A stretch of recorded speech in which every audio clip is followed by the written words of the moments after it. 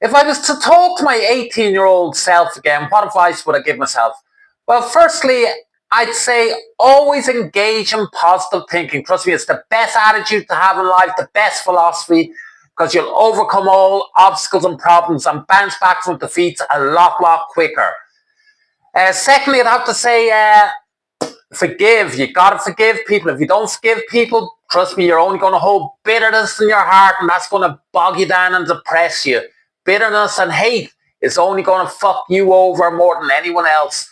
Always forgive. Release that anger. Release that resentment, and trust me, your mood will lift.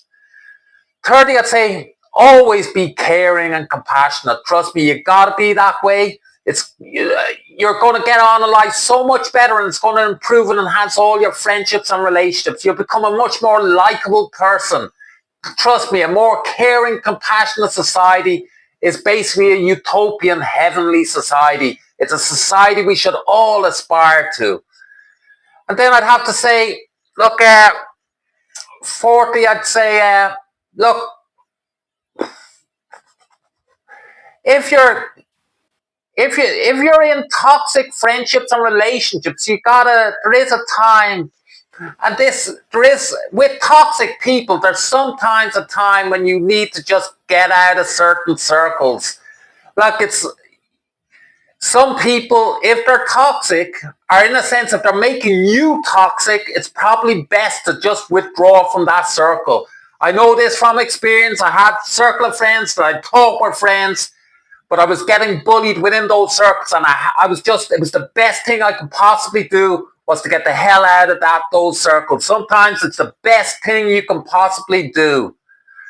And then, other than that, I'd just say, as regards career, look, don't feel you have to live up to certain career standards that were imposed upon you, whether it's by family or schools or whatever crap you're putting up with.